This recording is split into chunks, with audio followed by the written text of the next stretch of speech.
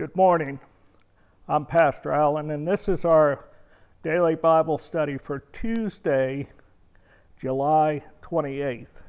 And we're looking at Matthew chapter 16.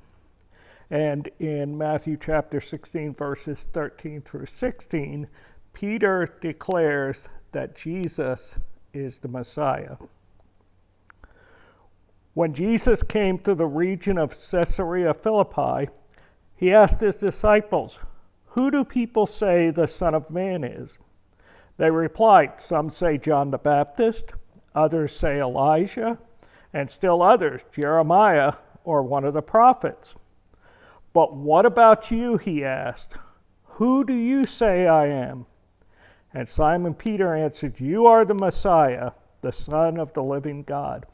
And that's a question, I've spoken on this before, but that's a question that everybody must ask and answer of themselves. Who do you say Jesus is? Who do you believe Jesus is? You have to answer it one way or the other. And Jesus replied, "Blessed are you, Simon, son of Jonah, for this was not revealed to you by flesh and blood, but by my Father in heaven. And I tell you that you are Peter, and on this rock I will build my church, and the gates of Hades will not overcome it. I will give you the keys to the kingdom of heaven. Whatever you bind on earth will be bound in heaven, and whatever you loose on earth will be loosed in heaven." Then he ordered his disciples not to tell anyone that he was the Messiah. We often forget that there's a spiritual battle going on. There's the physical world, which we live in and see and experience every day, and then there is the spiritual world. And that's what Jesus addressed in verse 17. Jesus replied, "Blessed are you, Simon, son of Jonah, for this was not revealed to you by flesh and blood." In other words, your mind, your learning, but by my Father in heaven. And so we need to remember that. That's one of the reasons why we need to study God's Word and we need to pray, because there's a spiritual world and there's a spiritual element that's at work. And it's easy to forget. I've forgotten it. I know other people forget it because we experience the physical world so easily and so much that it is easy to forget the spiritual aspect. And then Peter became the leader of the apostles, and he helped to lay the foundation from the Bible, from God's Word, to what we have today. And then verse 19 is interesting. "I will give you the keys of the kingdom of heaven. Whatever you bind on earth will be bound in heaven, and whatever you loose on earth will be loosed in heaven." Again, that spiritual aspect. If you bind something, there's elements of forgiveness, there's elements of freedom, there's lots of things that go into that. But the spiritual aspect is the thing that's going to last forever. And so we need to loose things in heaven, or loose things here on earth so that they'll be loosed in heaven. And in the same way, if we bind up things here on earth, they will be bound up in heaven. So if we loose or let go and give love and forgiveness and freedom, those are the things that will be loosened, multiplied in heaven. So try not to forget that not only we have the physical realm and the physical battle, but we also have the spiritual battle. And then Jesus predicts his death in verses 21 through 28.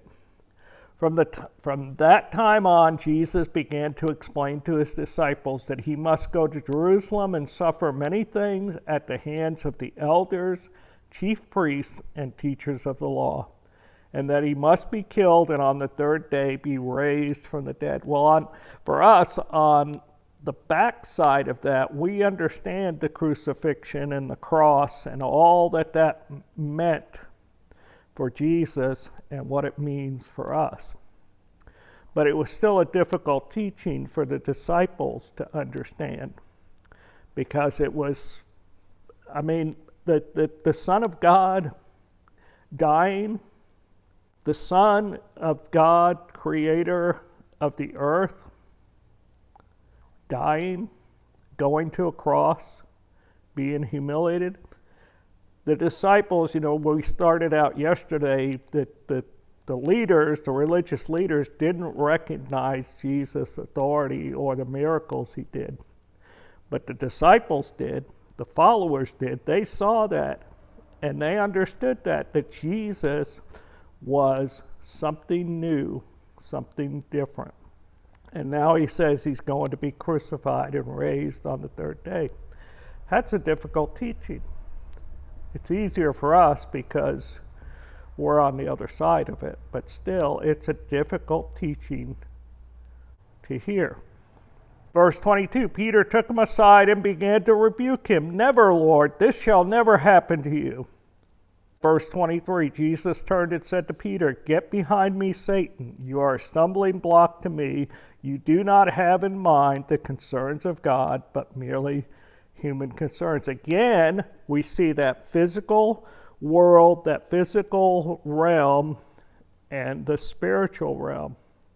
And that battle is still going on today. Then Jesus said to his disciples, Whoever wants to be my disciple must deny themselves and take up their cross and follow me. For whoever wants to save their life will lose it, but whoever loses their life for me will find it. What good will it be for someone to gain the whole world, yet forfeit their soul? Or what can anyone give in exchange for their soul? For the Son of Man is going to come in his Father's glory with his angels, and then he will reward each person according to what they had done.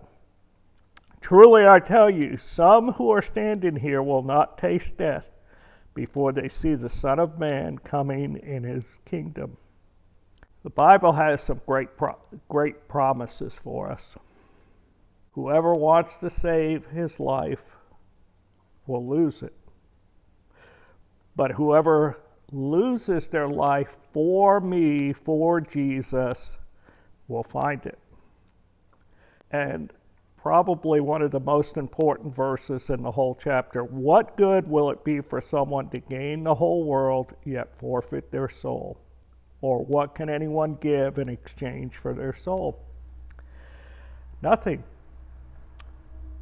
Jesus has paid the price, the cost. That's what makes it valuable. There is nothing that we can do. There's nothing we can try. There's nothing we can pay that will work. So remember, Jesus is Lord and Messiah. We have to make a decision. Who is Jesus to each one of us personally? Second, there is a physical world and there is a spiritual world, and there is a battle going on every day that we don't always see or recognize, but it's there. And just like Peter got caught up in it, it's very easy for us to be caught up into it. And then we need to remember that Jesus has the promises of grace and mercy. And if we are willing to lose our lives to follow him completely, then nothing else will matter, because he will see us through. Have a great day. Hope to see you tomorrow on Wednesday.